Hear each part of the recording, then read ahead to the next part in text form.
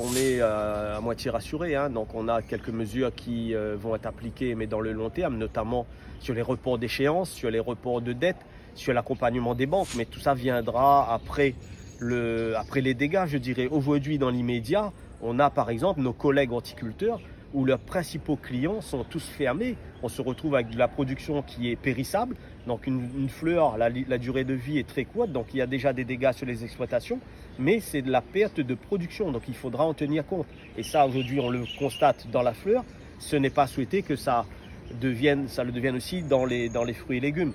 Donc là-dessus, pour l'instant, les lieux de vente directs sont toujours ouverts. Donc les marchés forains se tiennent, heureusement, parce qu'il faut que la population s'approvisionne en fruits et légumes frais. Donc il y a également les grandes surfaces qu'il faut continuer à livrer. Donc c'est pour cela que j'appelle les agriculteurs à venir chercher, pour l'instant, à la Chambre d'agriculture, les attestations de dérogation pour circuler. Donc tous les maraîchers, tous les livreurs, tous les éleveurs également ont droit à une attestation pour pouvoir continuer à circuler dès cet après-midi 15h30. Donc il faut absolument qu'ils aient ce document. Donc ils peuvent le retirer également sur Internet. Donc voilà, renseignez-vous. Mais il y a une solution pour continuer à travailler et il faut absolument passer par ce protocole. Donc il y aura beaucoup d'incompréhension, beaucoup de questionnements. Donc les 8 antennes de la Chambre aujourd'hui sont encore ouvertes. Donc il faut absolument passer par la Chambre d'agriculture, hein, donc les appeler pour avoir des renseignements. Le personnel ne reçoit plus de public, mais peuvent répondre au téléphone et continuer à travailler pour l'instant par télétravail ou par téléphone.